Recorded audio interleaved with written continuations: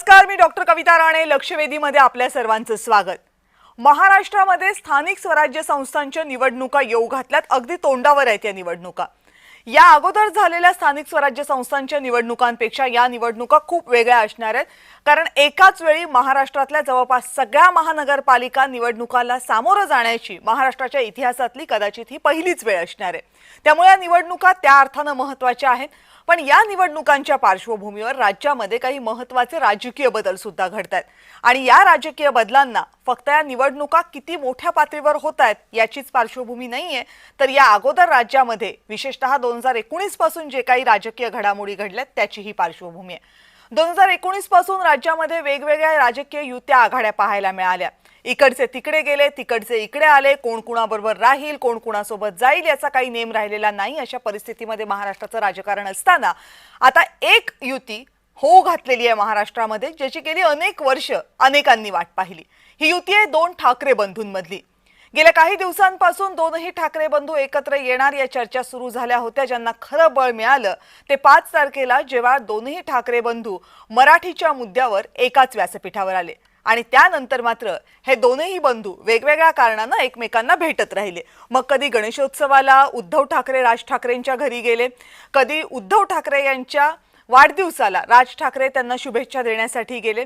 हे सगळं होत असताना या भेटीगाठी कौटुंबिक आहेत किंवा एका विशिष्ट मुद्द्यावर आहेत एवढंच दाखवलं जात होतं. दोनही पक्षांकडून कुठल्याही राजकीय युतीची घोषणा केली जात नव्हती. पण आज मात्र त्या राजकीय युतीच्या दिशेनं एक पाऊल पुढे पडलंय अशी शक्यता निर्माण झाली आहे आणि याचं कारण आहे मनसे अध्यक्ष राज ठाकरे यांच्या मुंबईतल्या शिवतीर्थ या निवासस्थानी पुन्हा एकदा उद्धव ठाकरे आणि राज ठाकरे यांची भेट झाली. खरं तर अगदी काही दिवसांपूर्वी गणेशोत्सवाला दोनही नेत्यांची भेट त्याच ठिकाणी झाली होती. पण आज जेव्हा ही भेट झाली त्यावेळेचं निमित्त वेगळं होतं. कारण उद्धव ठाकरे यांच्यासोबत त्यांच्या पक्षाचे खासदार संजय राऊत आणि आमदार अनिल परब हेही होते. तर मनसेचे अध्यक्ष राज ठाकरे यांच्यासोबत त्यांचे अत्यंत विश्वासू मानले जाणारे सहकारी बाळा नांदगावकर होते आणि इतरही अनेक महत्त्वाचे नेते होते. आता या सगळ्यांनी बसून जवळपास 2.5 तास चर्चा केली. अर्थात दोनही पक्षांकडनं या चर्चेतलं जे काही महत्त्वाचे मुद्दे होते किंवा चर्चेचा जो अजेंडा होता त्याच्याबद्दल अधिकृतरित्या काही सांगण्यात आलेलं नाहीये. फक्त संजय राऊत यांनी माध्यमांसमोर येऊन उद्धव ठाकरे हे त्यांच्या मावशीला म्हणजे राज ठाकरे यांच्या आईला भेटण्यासाठी गेले होते एवढीच माहिती दिली. अर्थात ही माहिती जरी दिली असली तरी त्यावर कुणी विश्वास ठेवणार नाही. कारण 2.5 तास जेव्हा दोन्ही नेते इतक्या सहकाऱ्यांसोबत एकत्र असतात तेव्हाही फक्त कौटुंबिक भेट असते असं कुणी मान्य करणार नाही. विशेषतः जेव्हा मुंबई महानगरपालिकेच्या आणि राज्यातल्या इतर महानगरपालिकांच्या निवडणुका तोंडावर आहेत. आता पुढचा प्रश्न असा निर्माण झाला की मग या भेटीमध्ये ठरलं काय, त्याच्याही अनेक शक्यता पुढे आल्या आणि मग दसरा मेळाव्याला दोनही ठाकरे बंधूंच्या युतीची घोषणा होणार का या प्रश्नचिन्हापाशी सगळं येऊन आता थांबलेलं आहे. या सगळ्या मुद्द्यांवर आपल्याला चर्चा करायची आहे. पण त्या अगोदर बघूयात की आज जेव्हा बैठक झाली किंवा आज जेव्हा हे सगळे दोन्ही नेते राज ठाकरे उद्धव ठाकरे हे राज ठाकरेंच्या घरी भेटले त्यावेळेस होतं कोण कोण या बैठकीसाठी, कोण कोण नेते पोहोचले होते. उद्धव ठाकरे यांच्या पक्षाच्या वतीनं उद्धव ठाकरे हे स्वतः राज ठाकरेंकडे आलेच होते. पण त्यांच्या सोबत त्यांच्या पक्षाचे विधान परिषदेचे आमदार अनिल परब सुद्धा होते आणि राज्यसभेचे खासदार संजय राऊत सुद्धा होते. तर मनसेच्या वतीनं राज ठाकरे हे तर त्यांच्याच निवासस्थानी बैठक झाली ते होते. शिवाय बाळा नांदगावकर जे अत्यंत विश्वासू नेते मानले जातात राज ठाकरे यांचे तेही होते. अविनाश जाधव ठाण्याचे जिल्हा प्रमुख मनसेचे तेही इथे उपस्थित होते या बैठकीला. कारण मुंबई पाठोपाठ ठाण्याची महानगरपालिका ही महत्त्वाची असणार आहे जर हे दोनही बंधू एकत्र येत असतील तर. कारण दोन्ही शहरांमध्ये दोनही पक्षांची चांगली ताकद आहे.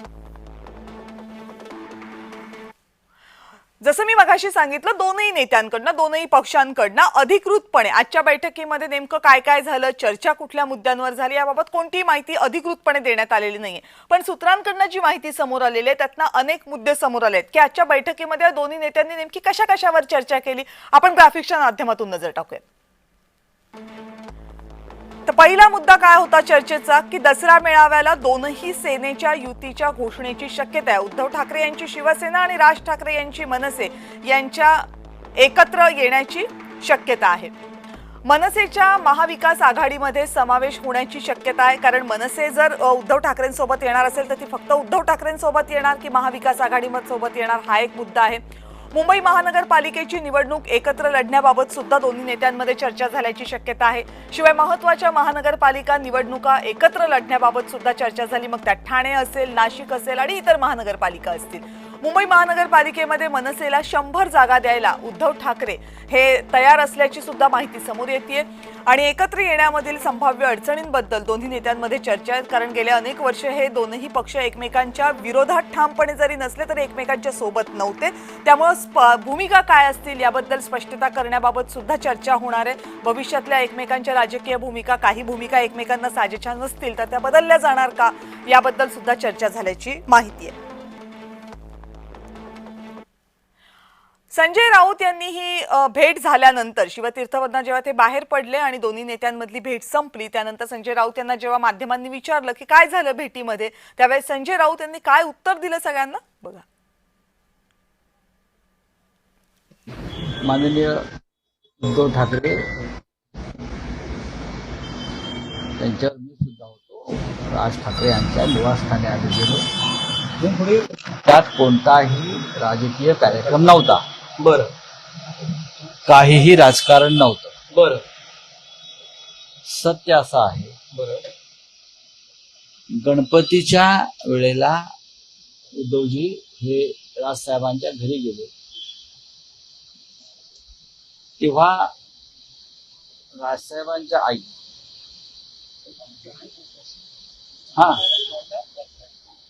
म्हणजे उद्धवजींच्या मावशी काकी याने निघताना उद्धवजींना सांगितलं की गर्दीमध्ये आपल्याला बोलता आलं नाही, बरोबर.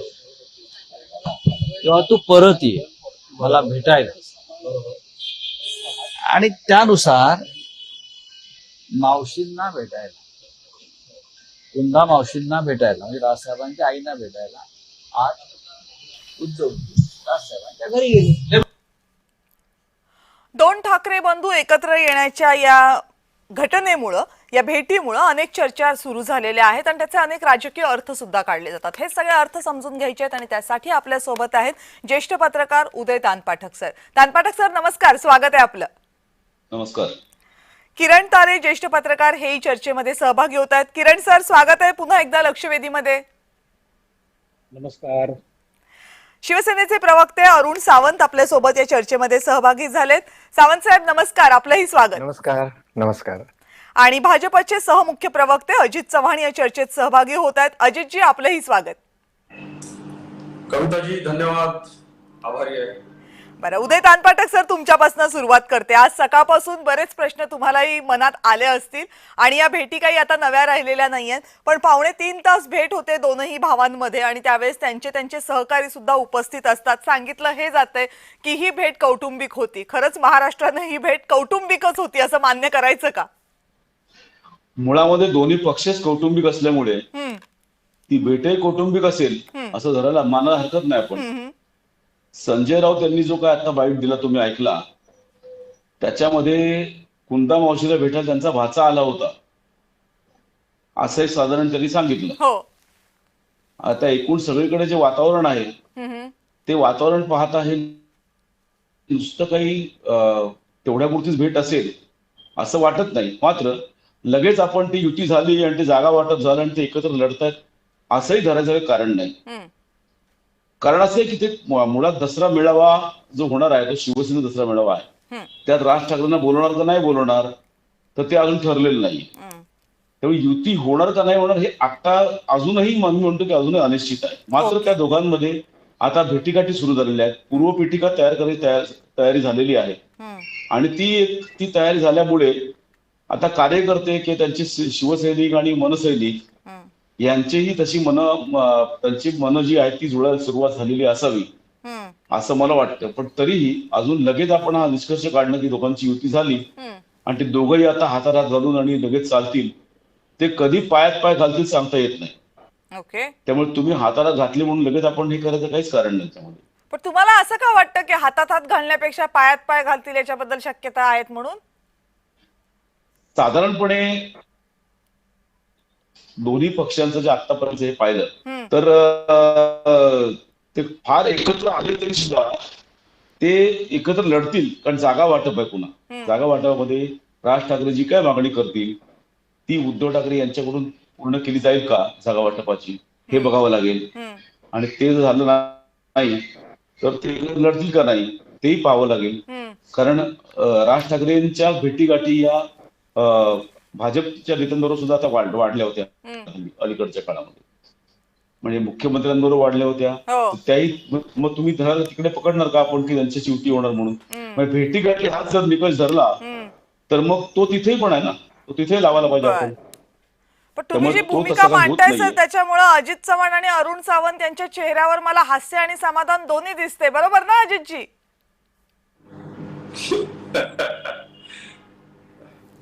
नाही, एका अनुभवी पत्रकारानं केलेलं हे विश्लेषण आहे डॉक्टर कविता राणे. बर, चर्चेच्या शेवटपर्यंत तुम्हाला त्यांना अनुभवी पत्रकार म्हणायचं एवढं लक्षात ठेवा बरं का.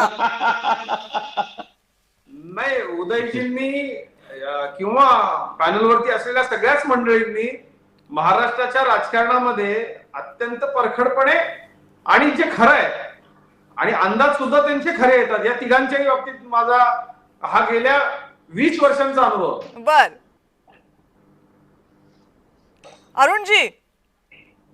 कविताजी पहा कसं आहे, दुपारपासून मी हे पाहतोय की सर्वच चॅनेलवरती उद्धव राज भेट, राज उद्धव भेट हा विषय अगदी जोमामध्ये चाललेला आहे. परंतु सत्य काय आहे तर उद्धव ठाकरे यांनी राज ठाकरेंना भेटणं हा काही या महाराष्ट्राच्या जनतेसाठी जीवन मरणाचा प्रश्न मुळीच नाही.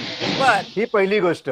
या राज्यामध्ये अनेक प्रश्न आहेत, अनेक गोष्टी विकासाच्या आपल्याला करायच्या आहेत, अनेक गोष्टी अर्धवट आहेत, त्याच्यावरती खरं म्हणजे चर्चा ह्या झाल्या पाहिजे. तरी सुद्धा असो, पण आता उद्धव ठाकरेजी हे राज ठाकरेजी यांच्या घरी का गेले हे त्यांच्याबरोबर असलेले त्यांचे जे काही 2 सेवक होते राऊत आणि परब, त्यापैकी राऊतांनी सांगितलं की मी स्वतः त्या मीटिंग मध्ये होतो. त्यांनी स्वतःचं घोडं पुढे दामटवलं. ते काय म्हणालंय की मावशी म्हणाल्या होत्या मागच्या मीटिंग मध्ये की तू मला परत एकदा येऊन भेट, एकांतात भेट, गर्दीमध्ये काही बोलणं होत नाही.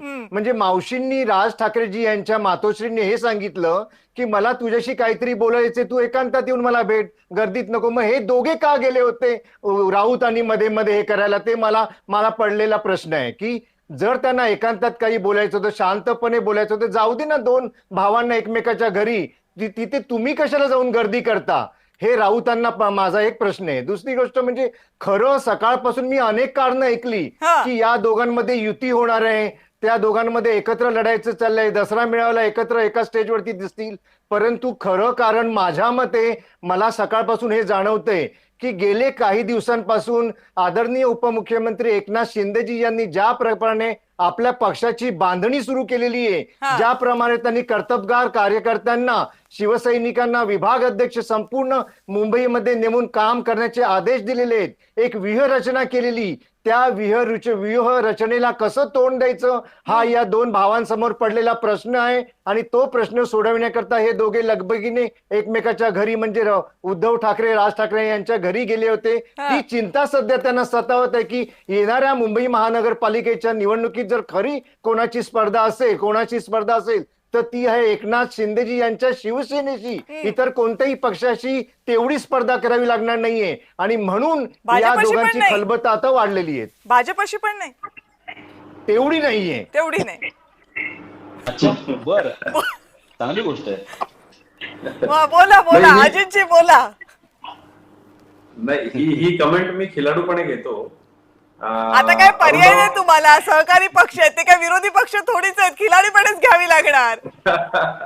नाही, आमच्या अरुणरावांचं काय आहे की ते खूप एन्थुसियास्टिक आहेत आणि निश्चित ते उत्साहानं खूप बाजू मांडतात. पण डॉक्टर कविता राणे, आपल्या या अत्यंत दर्जेदार कार्यक्रमामध्ये आपण प्रेक्षकांना काही तथ्य सांगूया. म्हणजे ही सगळी माझी खूप वर्षाचा आदर्श असलेली मंडळी आहेत आणि पत्रकारितेत त्या बाजूला असताना आणि राजकारणात या बाजूला असताना मला आलेले काही अनुभव मी सांगतो जे याच्याशी रिलेटेड आहेत. मी सांगतो आपल्याला, निवडणुका आल्यानंतर घुडी दामटणं हा जो प्रकार आहे हा आताच्या काळामध्ये फारसा चालत नाही. आता तुम्हाला 24/7 निवडणुकीचा विचार करून लोकांशी संपर्कात राहून त्यांची कामं सातत्यानं आपल्याला करता येतात. दुसरा एक भाग असा की आपण बघा सातत्यानं जर पाहिलं तर एक ज्या प्रकारची इमेज किंवा बाकीच्या इतर ज्या गोष्टी आहेत ना, ते आता ती इमेज काही काळ टिकते सोशल मीडियामुळं. त्यामुळं ती जी इमेज आहे, म्हणजे ज्या इमेजवरती पूर्वी लोक तुमचे निवडून यायचे, आता तसं राहिलेलं नाहीये. तुम्हाला काम करायला लागतं. आणि राजकारणात या बाजूला आल्यानंतर माझ्या असं लक्षात आता येत आहे की ही जी सातत्यपूर्ण जी कामं आहेत ना, ही जर तुम्ही करत नाही राहिलात पक्ष म्हणून, तर तुमचे कार्यकर्ते खचतात, निराश होतात, नाराज होतात.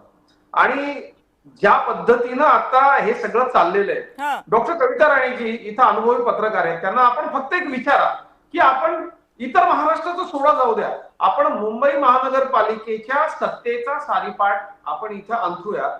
आणि हे जे काही चाललंय, आज ज्या काही बातम्या आहेत आणि त्या बातम्यांमुळं एकमेकाला मनातल्या मनात लाडू भरवण्याचे प्रकार जे काही सुरू आहेत, मला असं वाटतं की मोजक्याच पण आपल्या धन्याला बुडवणाऱ्या सल्लागारांच्या सल्ल्यानं हे जे काही चाललंय ना, हे फार डेंजरस आहे. बरं, ते सल्लागारांचं ठेवूयात बाजूला. आता मला अजितजी एवढं सांगा, तुम्ही म्हणताय की ते असं निवडणुका आल्यानंतर घोडं दामटण्याचे दिवस गेलेले आहेत म्हणून, हे तुम्ही फक्त उद्धव ठाकरेंच्या बाबतीत म्हणताय की राज ठाकरेंच्या बाबतीत पण म्हणताय? बघा, दोघांनी अजून युती जाहीर केलेली नाहीये.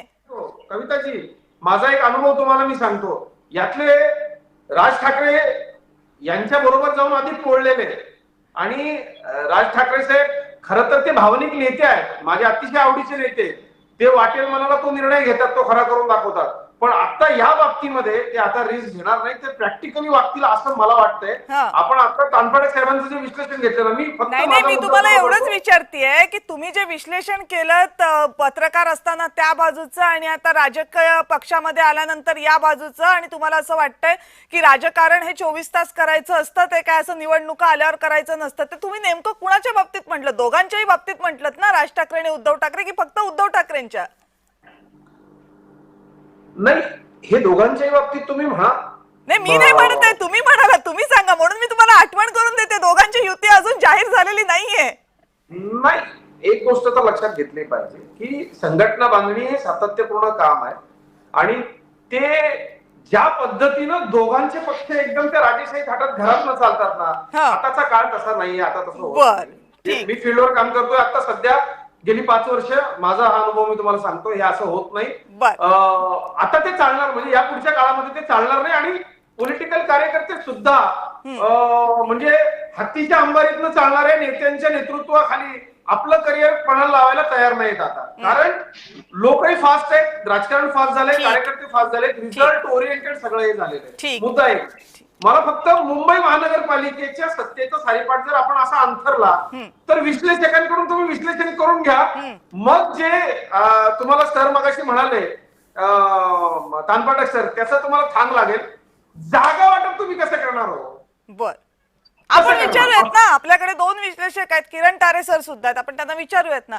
किरण तारे सर, वरवर सगळेच जण म्हणतात ही काय फार मोठी राजकीय घडामोड आहे का, हे काय होतच राहतं. म्हणजे आता अरुण सावंत सुद्धा म्हणाले हे फार मोठं नाहीये, पण त्याच्यानंतर त्यांनी जे सगळं विश्लेषण दिलं त्यानुसार ते या भेटीकडे किती बारकाईनं पाहतात ते लक्षात आलंच. त्यामुळे या भेटीकडे फार बारकाईनं पाहत नाही असं ना राजकीय पक्ष महाराष्ट्रामध्ये आहे, असं ना राजकीय नेतृत्व महाराष्ट्रामध्ये, त्यामुळे बारकाईनं बघितलं जाते. आता प्रश्न असा आहे की 2 भाऊ जर आता हे एकत्र येण्याच्या दृष्टीनं पावलं पुढे टाकत असतील, तर ही आजची भेट ही त्या दृष्टीनं प्रत्यक्ष सुरुवात म्हणायची का? अर्थातच त्याला सुरुवात म्हणावी लागेल. गेली 12-15 वर्ष जे एकमेकांचं तोंड देखील बघत नव्हते, असे 2 नेते, त्यामध्ये त्यांना भाऊ म्हणा, नेते म्हणा, व्हॉटएव्हर काय जे काय असेल, 2.5-3 तास एका चर्चेसाठी म्हणून बसतात, भेटतात, तर त्याला एक कुठेतरी पाऊल टाकलंय असं आपल्याला नक्की म्हणता येऊ शकतं. त्याची फलसृष्टी काय होईल, त्यांना हवं ते पूर्णत्वास होईल की नाही, त्यांचं जागा वाटप पूर्ण होईल की नाही, तो आजचा मुद्दा नाहीच आहे. मुळात त्यांच्या मनामध्ये युती करावी हा विचार येणं ही सुरुवात आहे. याच्यानंतर ती पुढची प्रक्रिया असू शकते की तुम्ही आधी म्हणालात त्याप्रमाणे 100 जागा ऑफर केल्यात का, शिवसेना भवनच्या वॉर्डवरनं वादावादी झाली, काय झालं, व्हॉटएव्हर जे काय असेल पुढे, तो पुढचा मुद्दा आहे. मुळात काय आहे की गेली 15-16 वर्ष जो एक ब्लॉक दोघांमध्ये निर्माण झाला होता, जे दोघांमधलं अंडरस्टँडिंग बिघडलेलं होतं, ते कुठेतरी सुरू होताना दिसते, हे जास्त महत्वाचं आहे. आईस ब्रेकिंग मुवमेंट ज्याला म्हणतात, हे आईस ब्रेकिंग मुवमेंट ही आहे. याच्यानंतर पुढे काय होऊ शकेल तो पुढचा मुद्दा. मला असं वाटतं की या सगळ्या घडामोडीकडे राजकीय नेत्यांचं अतिशय बारकाईने लक्ष आहे. म्हणजे भले कोणी मान्य करू अथवा न करू, राज आणि उद्धव ठाकरे यांच्या पक्षाची युती होणार असेल तर महाराष्ट्रातलं समीकरण थोडंसं हलू शकतं. जे आघाडीच्या बाजूने पण हलू शकतं, युतीच्या बाजूने पण हलू शकतं. त्यामुळे या संभाव्य युतीकडे दोन्ही आघाड्यांचं लक्ष असणार हे तर 100% निश्चित आहे. काँग्रेसच्या मनामध्ये पण अस्वस्थता असणार, भाजपच्या मनामध्ये पण असणार आणि शिवसेनेच्या मनामध्ये पण अस्वस्थता असणार. काँग्रेस एवढ्यासाठी, कारण मनसेला जर समजा अधिक शेअर द्यायचा असेल तर महाराष्ट्र विकास आघाडी शिल्लकच राहत नाही. मग महाराष्ट्र विकास आघाडीमध्ये राष्ट्रवादी काँग्रेस आणि काँग्रेसला काय होणार? शिवसेना आणि म्हणजे शिवसेना युबीटी आणि मनसे हेच दोन्ही पक्ष उरणार. आणि भाजपचं लक्ष एवढ्यासाठी असेल की भाजपचा जो काही डाव आहे मुंबई महापालिका जिंकण्याचा, त्यांना त्यांची स्ट्रॅटेजी बदलावी लागेल ही युती होणार असेल तर. त्यामुळे दोन्ही पक्ष दोन्ही बाजूचं लक्ष त्याकडे असणारच. मला असं वाटतं की दोन्ही ठाकरेंनी आज काय महत्वाची गोष्ट केली आहे तर आम्ही ओपन आहोत. आम्ही कुठल्याही चर्चेसाठी, कुठल्याही संभाव्य युतीसाठी आम्ही खुलेपणाने सामोरे जात आहोत. हा मेसेज त्यांनी दिलाय. आता उद्या त्यांच्या पक्षाची बैठक आहे, मनसेची बैठक उद्या आहे, शिवसेनेची परवा आहे. ते आपापल्या कार्यकर्त्यांशी, नेत्यांशी चर्चा करून ठरवतील काय जागा वाटप व्हायचं तर पुढचा मुद्दा आहे. निवडणुका अजून जाहीर कुठे झाल्यात? आपल्याला माहितीये कुठे मुंबई महापालिकेची निवडणूक कधी होणार आहे? या वर्षी होणार आहे, पुढच्या वर्षी होणार आहे, कधी होणार आहे काहीच माहिती नाही. शेड्यूलच नाही आपल्याकडे काय. त्यामुळे जागा वाटप हा आत्ताचा मुद्दाच नाही. आता युती करायची की नाही हा मुद्दा असणार आहे. आणि मला असं वाटत नाही की दसरा मेळाव्याला राज ठाकरेंना बोलवलं जाईल. दसरा मेळावा हा शिवसेनेचा, प्युअर शिवसेनेचा मेळावा आहे. ज्या वेळेला भारतीय जनता पार्टी सोबत वर्षानुवर्षाची युती होती, घनिष्ठ मैत्री होती, त्यावेळेला देखील भाजपच्या कुठल्याही नेत्याला दसरा मेळाव्याचं आमंत्रण दिलं जात नसे. कारण तो फक्त शिवसेनेचा लाईमलाईट असणारा मेळावा आहे. दसरा मेळाव्यामध्ये राज ठाकरेंचं भाषण होणं म्हणजे उद्धव ठाकरेंना संपूर्णपणाने झाकलं जाणं असं होईल. ती एवढी मोठी रिस्क उद्धव ठाकरे घेणार नाहीत.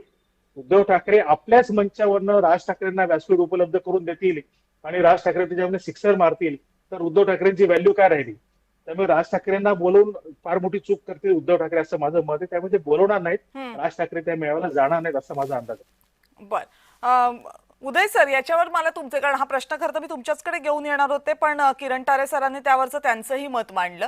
दसरा मेळाव्याला राज ठाकरे यांना बोलवणं ही खरंच चूक ठरेल का? आणि जर ती चूक ठरणार असेल तर ती उद्धव ठाकरे करतील का? आणि दुसरं त्याला जोडून की जर दसरा मेळाव्यासारखा व्यासपीठ नसेल तर दुसरं आणखीन कुठलं चांगलं व्यासपीठ असेल जिथे हे दोन्ही भाऊ एकत्र येतील, जे अपील होईल? एक म्हणजे किरण तारेंनी जे आता सांगितलं त्याशी मी 100% सहमत. ओके. की त्यांनी बोलवण्याची चूक तरी करू नये आणि ते करतील असं वाटत नाही. ओके. उद्धव ठाकरे इतके काही मोकळ्या मनाचे आहेत असं नाहीये. हा, एक गोष्ट त्यात आपण गृहीत धरू शकतो की गर्दी जर जमवायची असेल तर राज ठाकरेंना पर्याय आहे.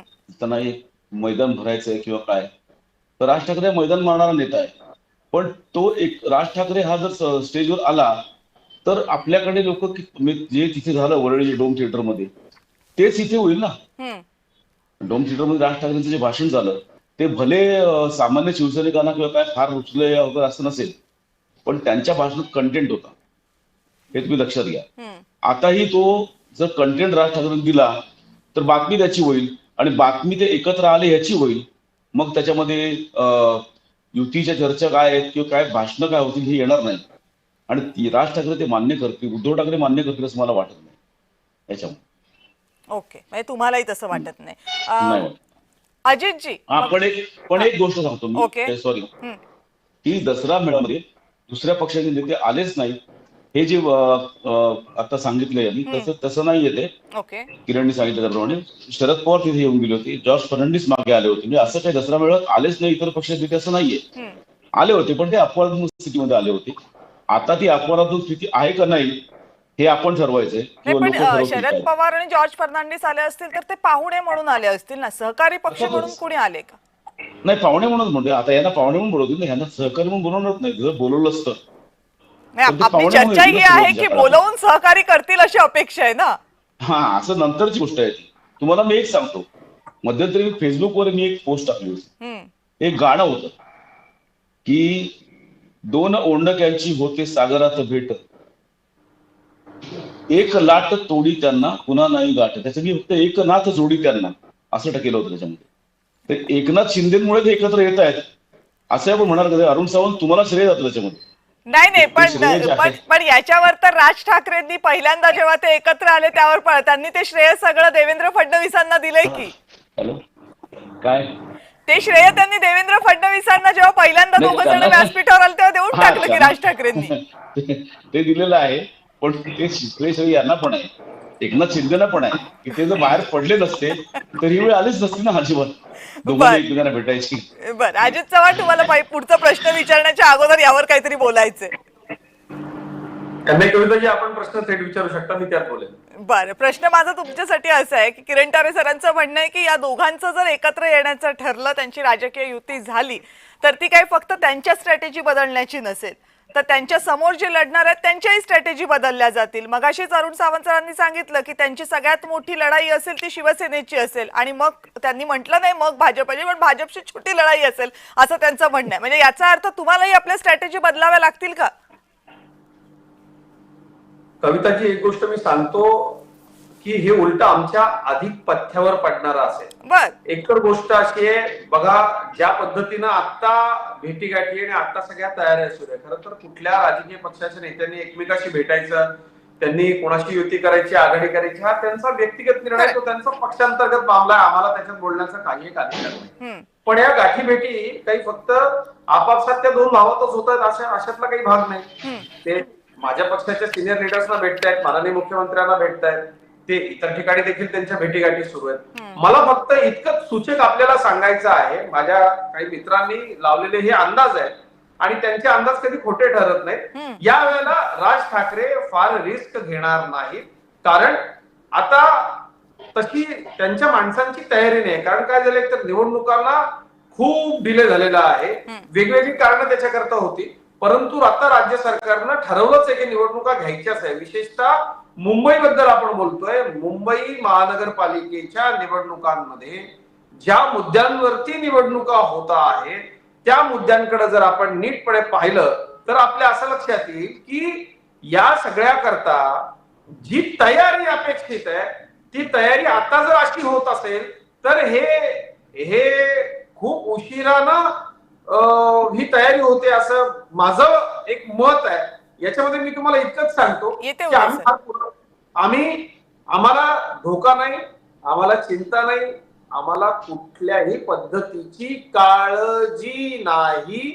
आमचा नुसताच प्लॅन ए किंवा बी नसतो, आमचा प्लॅन ए असतो, बी असतो, सी असतो आणि डी असतो.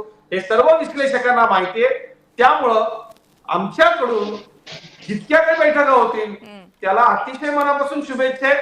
आमच्याकडे जर झाल्या तर त्याला अधिकच्या शुभेच्छा. तुम्ही ए ते डी म्हणजे फार कमी प्लॅन सांगितले तो खरं तर. कविता, हा उदय सर बोला. एक म्हणजे पहिल्यांदा ब्रेकिंग न्यूज चालवा तुम्ही की सत्तारूढ पक्षाच्या प्रवक्त्याने निवडणुका होणार हे सांगितलं, हे लक्षात घ्या. नाही ते आता न्यायालयानेच सांगितलंय ना. नाही त्यांनी सांगितलं होणार नक्की म्हणून, हे त्यांनीच सांगितलं. तर ब्रेकिंग चालवा तुम्ही हे की होणार निवडणुका म्हणून. आणि दुसरी गोष्ट अशी, कुठल्याही परिस्थितीमध्ये यांचे प्लॅन ए टू झेड हे सगळे तयार असतात. त्यातला लसावी कुठला मसावी कुठला तरी सांगावं लागतात की सगळ्या प्लॅन मध्ये सारखं कोण आहे, समान कोण आहे, का पुढच्या काळात तुम्हाला एकनाथ शिंदे बरोबर घ्यायचंय का नाही घ्यायचंय हे सांगा ना तुम्ही. नाही हे अत्यंत जबाबदारीनं सांगतो. मी आत्ताच साहेब, मी आत्ता माननीय मुख्यमंत्र्यांच्या बरोबर होतो. माननीय मुख्यमंत्री नाशिकला आले होते, एक 4 तास माननीय मुख्यमंत्र्यांच्या सोबत होतो. विविध ठिकाणच्या स्थानिक स्वराज्य संस्थांच्या बाबतीतल्या चर्चा झाल्या. त्या काय झाल्या ते विस्तृत रूपात मी आता माध्यमात बोलणार नाही, पण मुंबईच्या बाबतीत मी सांगतो आपल्याला स्पष्टपणे, आम्ही महायुती म्हणून लढणार आहोत. यात कुठल्याही पद्धतीनं बदल होणे नाही. आम्ही आमच्या सर्व सहकारी पक्षांना सोबत घेऊन लढणार आहोत, जिंकणार आहोत आणि मुंबईकरांची सेवा. आता थोडंसं सोपं करून सांगा, महायुती म्हणून लढणार म्हणजे तीनही पक्ष तुम्ही महायुती एकत्रितपणे मुंबई महानगरपालिकेची निवडणूक लढणार, विशेषतः शिवसेना आणि भाजप हे एकत्रितपणे महापालिकेची निवडणूक लढणार? अलबत्त. बर, नवीन कुठला पक्ष येणार आहे महायुतीमध्ये? नाही नाही, विशेषतः दोन पक्ष ना, राष्ट्रवादी काँग्रेसची ताकद पाहता हे दोघच जण मुंबई महानगरपालिकेसाठी मोठे दावेदार आहेत. आता सांगा मला अरुण सावंतजी, तुम्ही मगाशी म्हणालात की शिवसेना आहे त्यांच्यासाठी मोठं टार्गेट असणार आहे विरोधकांसाठी, विशेषतः दोनही ठाकरे बंधू एकत्र आले तर. आता तुम्ही जर एकत्र लढणार असाल तर तुम्हाला पहिले तर जागा वाटप आणि या सगळ्याचीच तयारी करावी लागणार आहे. तुम्ही राहणार आहात का मोठा पक्ष मग महायुतीमध्ये मुंबई महानगरपालिकेमध्ये? कविताजी, लहान आणि मोठा आमच्या दोन्ही पक्षांमध्ये किंवा तिन्ही पक्षांमध्ये कुठेही वाद नाहीये. जागा वाटप बद्दल जर आपण म्हणत असाल तर तिन्ही पक्षांचे नेते याच्या अगोदरपासूनच बसत आहेत, या विषयावरती नेहमी चर्चा घडत आहेत. एक आपणास मी सांगेन की मी मगाशी ज्याप्रमाणे म्हणालो की खरी स्पर्धा ही शिवसेना उभाटा आणखीन ही मूळ शिवसेना याच्यामध्ये होणार, याचा अर्थ असा होत नाही की भारतीय जनता पार्टी आमच्यापासून खूप दूर आहे वगैरे, असं काही नाही. परंतु जनता, या मुंबईतील जनता जी आज चर्चा करत आहे, जी आज तुलना करत आहे, ती या दोन पक्षांमध्ये जास्त तुलना करताना आढळून येते. पहा, हे दोन भाऊ एकत्र येवोत किंवा नाही येवोत, आज या जनतेच्या, महाराष्ट्रातल्या किंवा मुंबईच्या जनतेच्या दैनंदिन आयुष्यावरती हे दोन पक्ष एकत्र आल्याने काही मोठा परिणाम होणार नाहीये. खरा परिणाम होईल जेव्हा या राज्यामध्ये, या मुंबईमध्ये शिवसेनेचा, महायुतीचा म्हणजेच भाजपा, शिवसेना आणि राष्ट्रवादी काँग्रेसचा झेंडा फडकेल तेव्हा. कारण गेली 30 वर्ष या जनतेने पाहिलंय, अनुभव घेतले की कशा प्रकारे या मुंबईला ओरबाडलं जात होतं, लुटलं जात होतं, जनतेचा कररूपाने येणारा पैसा कसा संपत होता. आणि आज मुंबईमध्ये जेव्हापासून ही महायुती आहे तेव्हापासून कसा विकासाच्या गोष्टी मुख्यमंत्री तेव्हाचे आणि आताचे दोन्ही काम करत आहेत. होता बरं का?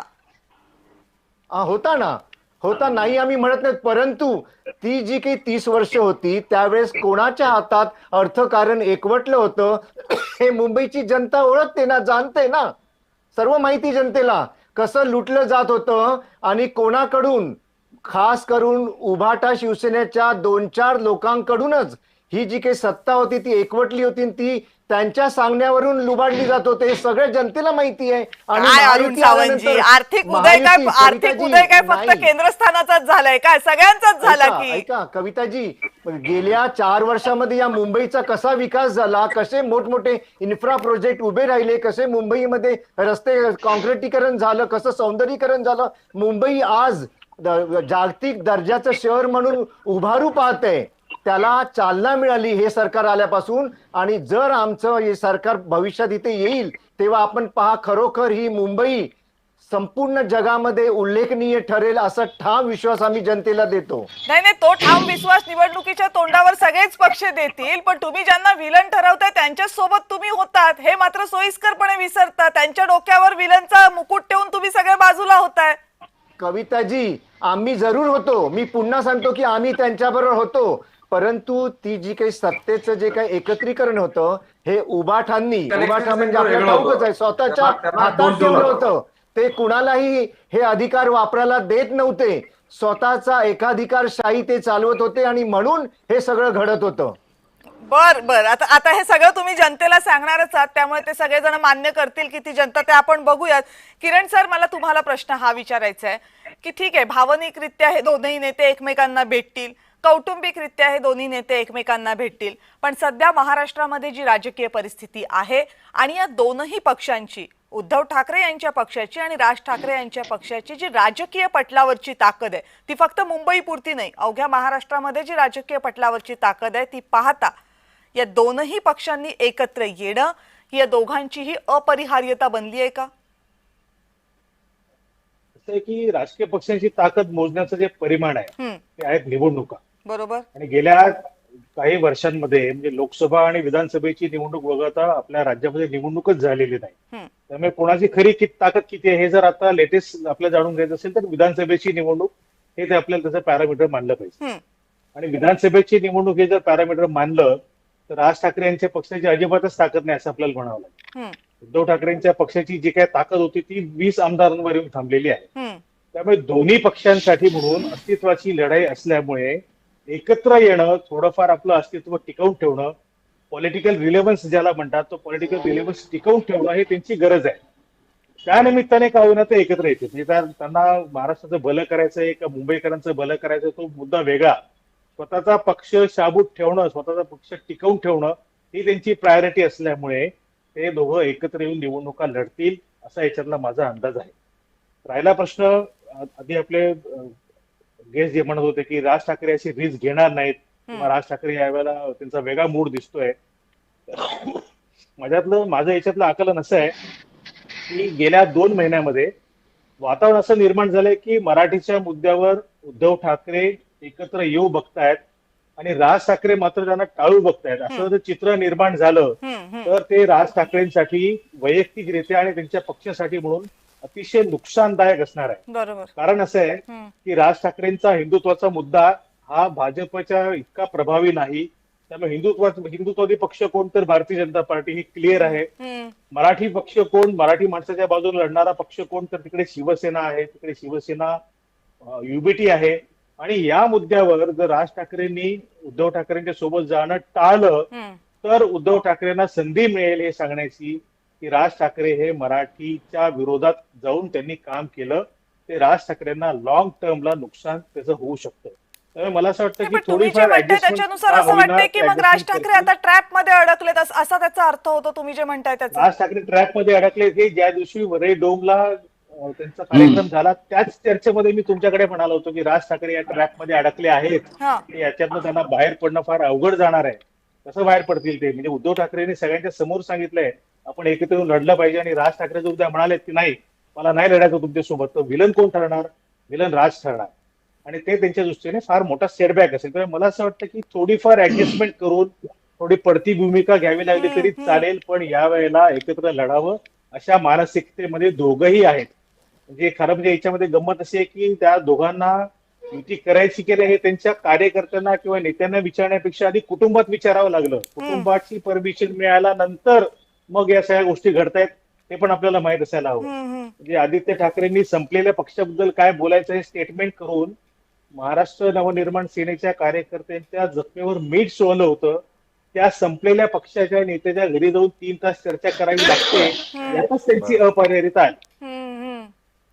पण हा खूप मोठा मुद्दा आहे. जर उदय सर, जर राज ठाकरे हे ट्रॅप मध्ये अडकलेत असं जर आत्ताचा या सगळ्याचा एक सारांश निघत असेल तर मग पुढचा प्रश्न असा उपस्थित होतो की मग राज ठाकरे हे टाळाटाळ का करतायत? कारण आतापर्यंतच्या जेवढ्या भेटी झाल्या त्या भेटींमधली राज ठाकरे यांची देहबोली पाहिली तर ते फार उत्सुक आहेत अशी ती देहबोली कुठेही दिसली नाहीये. दुसरीकडे राज ठाकरे यांच्या महायुतीतल्या नेत्यांशी उघडपणे होणाऱ्या भेटीगाठी हेही लपून राहिलेलं नाहीये.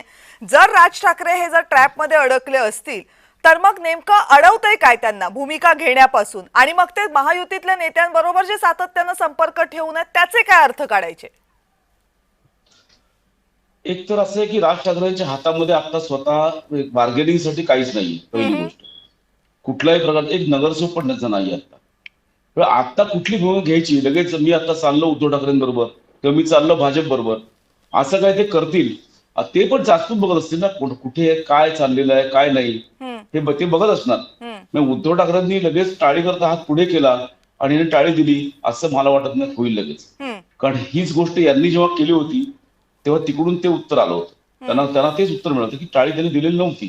त्यामुळे आता राज ठाकरे लगेचच्या लगेच पुढे जातील आणि मी तयार आहे म्हणतील असं मला तरी वाटत नाही. ते साचपडून बघतील काय चाललंय, कुठून त्यांच्याकडून काय ऑफर आहे काय नाही, किंवा जागा वाटवामध्ये काय मिळणार, आपल्या कार्यकर्त्यांसाठी काय उरणार आहे का नाही उरणार आहे, की फक्त केवळ एक नाईलाज म्हणून आपण आलेलो आहोत आणि मग यांना काही द्यायचंच नाही असं होतंय का हे ते बघतीलच ना. शेवटी हे बघा, कौटुंबिक भेटी होणं आणि राजकीय चर्चा होऊन रितसर दोन्ही बाजूचे लोक बसून ते मग ते म्हणतील याला वेगळ्या गोष्टी आहेत, पूर्णपणे वेगळ्या गोष्टी आहेत.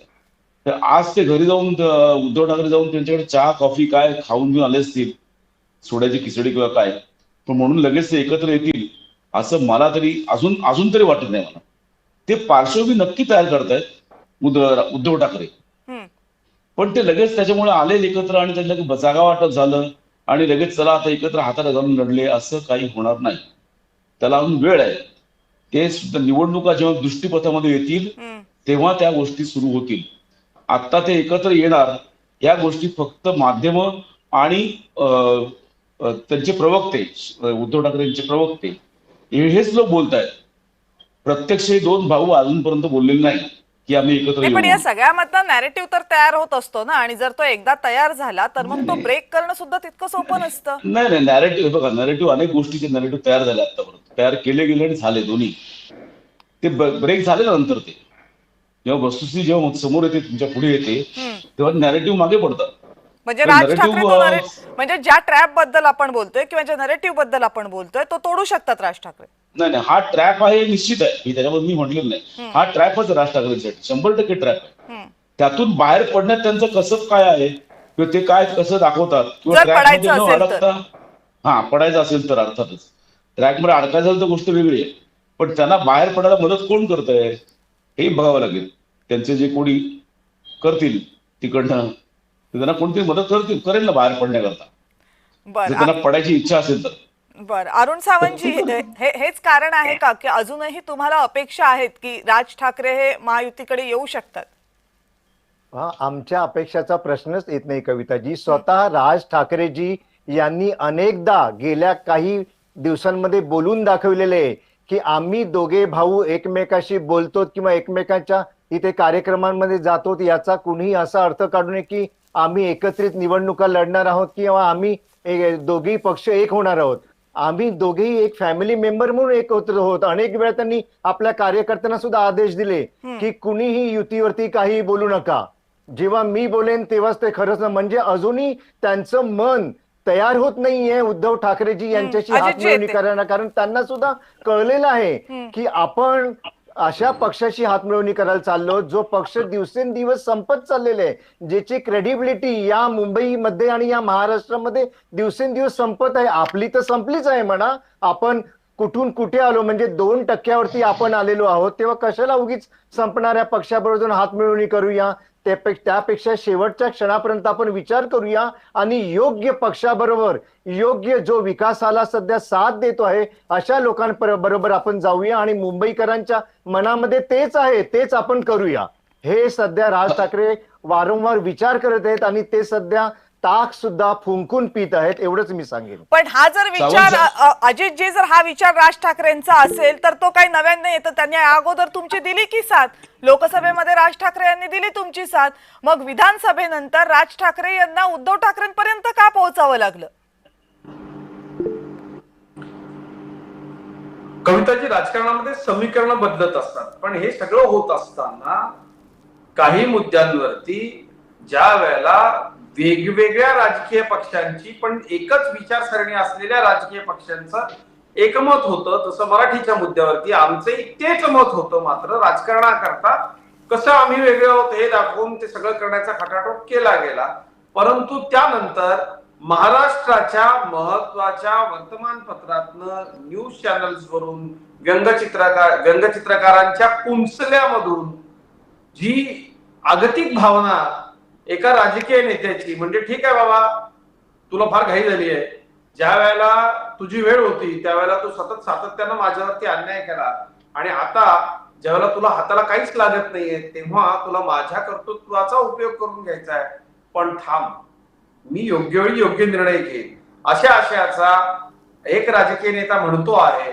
अशी व्यंगचित्र आम्ही पाहिली, तशा आशयाचे लेख छापून आलेले पाहिले, तशा आशयाचं आम्ही विश्लेषकांचं विश्लेषण पाहिलं.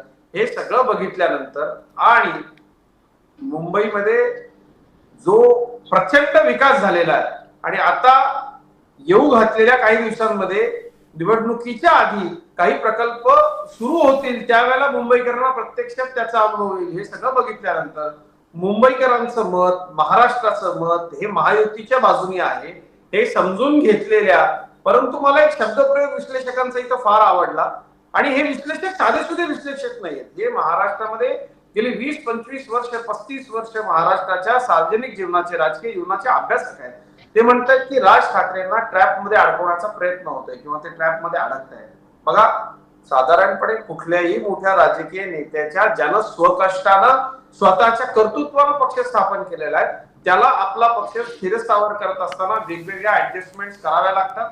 काँग्रेसमधनं फुटल्यानंतर पवार साहेबांना आपण बघितलं, माननीय हिंदुहृदय सम्राट शिवसेना प्रमुख बाळासाहेब ठाकरेंचं आपण बघितलं. बाळासाहेबांची पहिली युती मुस्लिम लीग बरोबर होती, कम्युनिस्टांच्या साथीनं कसं कसं झालं, शिवसेनेला वसंत सेना कसं संबोधलं गेलं, हा सगळा इतिहास महाराष्ट्राच्या समोर सर्वश्रुत आहे.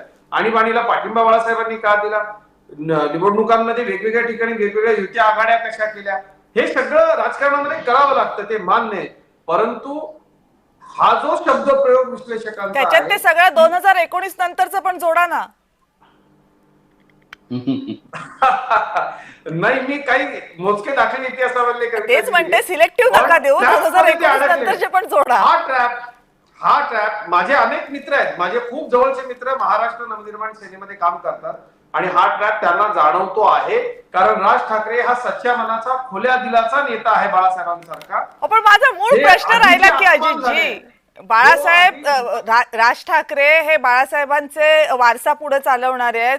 राज ठाकरे हे सच्च्या दिलाचे आहेत, स्पष्ट वक्ते आहेत, ते सगळं मान्य.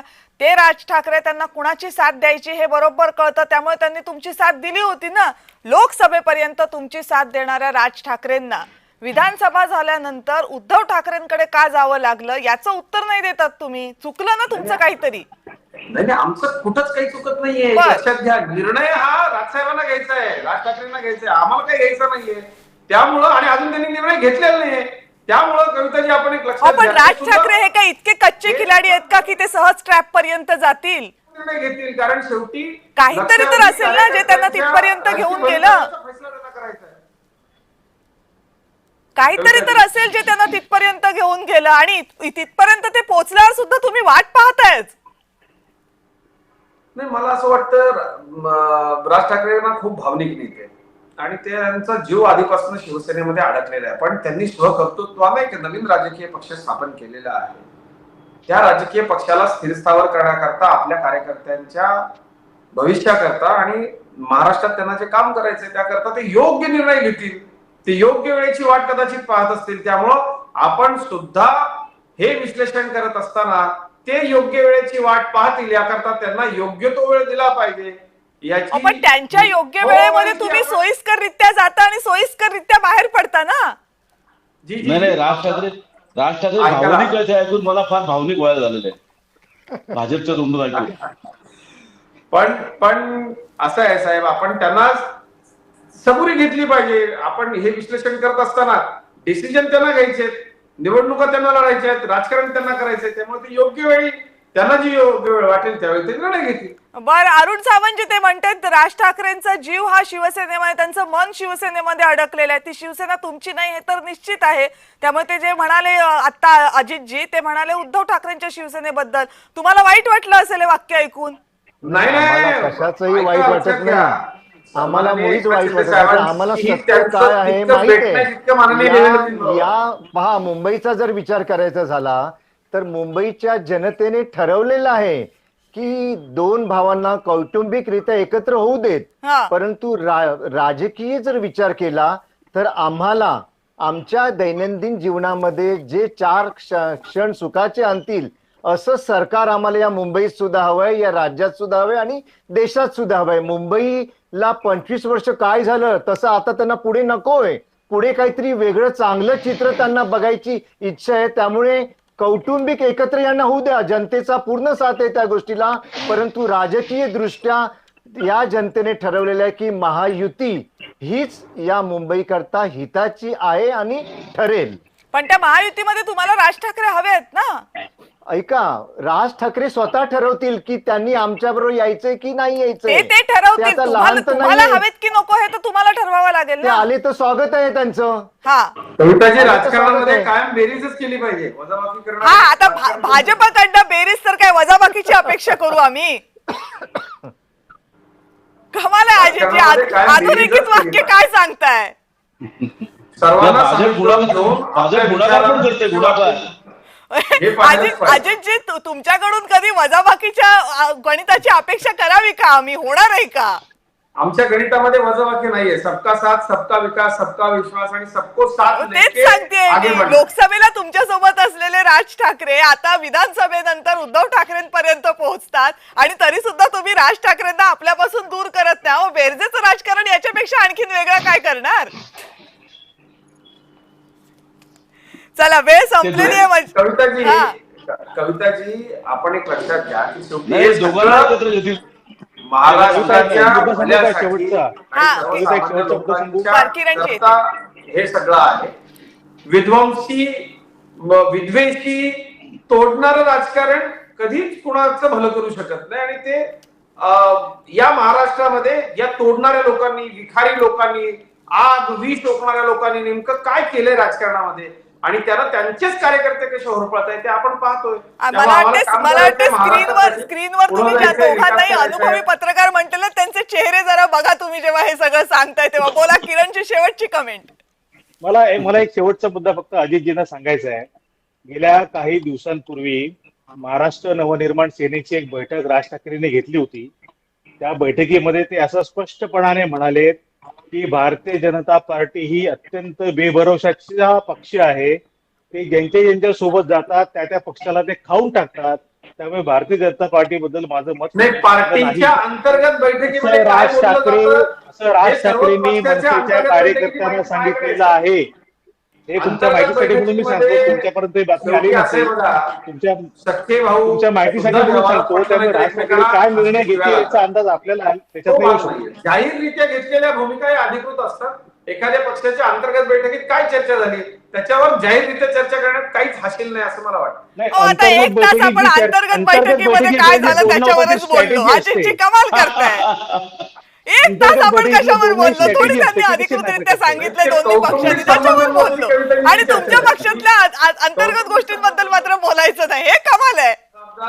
राजकीय पक्षाच्या ध्येय धोरणांच्या बाबतीमध्ये ते आपण बोललो नाही आणि कविता, अंतर्गत बैठकीमध्ये कुणी काही बोलू शकतो. त्याला काही धर्मबंधन नसतं. अबे ते काही ध्येय धोरण नाहीयेत का? दोन पक्ष ते काही ध्येय धोरण नाहीयेत का?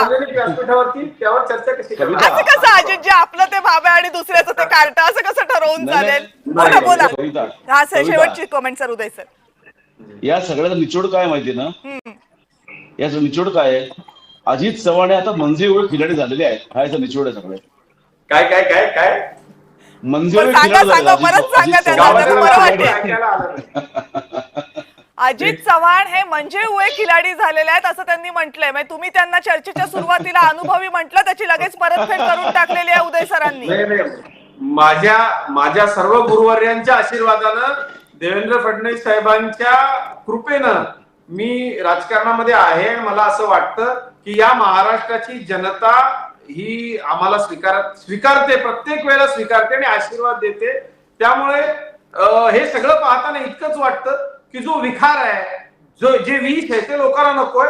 आमच्यासारखं बाबांनो या सगळ्यांनी या आणि एक दिलानं आपण महाराष्ट्रासाठी देशासाठी काम करूया हे म्हणणं, विकासाच्या गोष्टी करणं आणि चांगलं ते सांगणं हे लोकांना आवडतंय कविताजी असं मला वाटतं. बर ठीक आहे. खरं तर तोडण्याचं राजकारण हे राजकारणात कितीही गरजेचं असलं तरी ते लोकांना किती आवडतं हा प्रश्न आहे. त्यामुळे जेव्हा जोडण्याचं राजकारण येतं त्यावेळेस त्याच्याकडे उत्सुकतेनं पाहिलं जातं.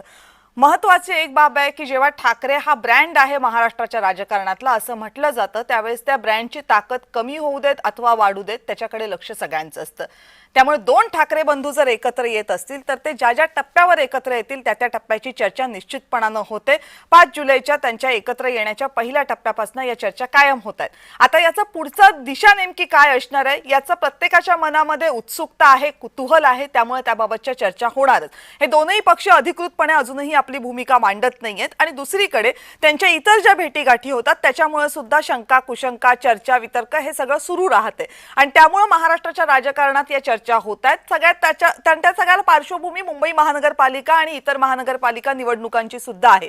त्यामुळे जोपर्यंत या निवडणुकांचं बिगुल वाजत नाही, जोपर्यंत या निवडणुकांमधलं जागा वाटप, उमेदवार निश्चिती होत नाही तोपर्यंत या सगळ्या चर्चा सुरू राहणार. ही काळ्या दगडावरची पांढरी रेष आहे. त्यामुळे आजची झालेली भेट ही उद्या नेमकी कशामध्ये परिवर्तित होते आणि आज आपण ज्या सगळ्या शक्यता व्यक्त करतोय त्याच दिशेनं जाते का याकडे आपण सगळेजण लक्ष ठेवून असूयात. आपण सगळे या चर्चेमध्ये आज सहभागी झालात आणि खुल्या दिलानं दिलखुलासपणे आपापली मतं मांडलीत त्याबद्दल आपल्या सगळ्यांचे मनापासून आभार.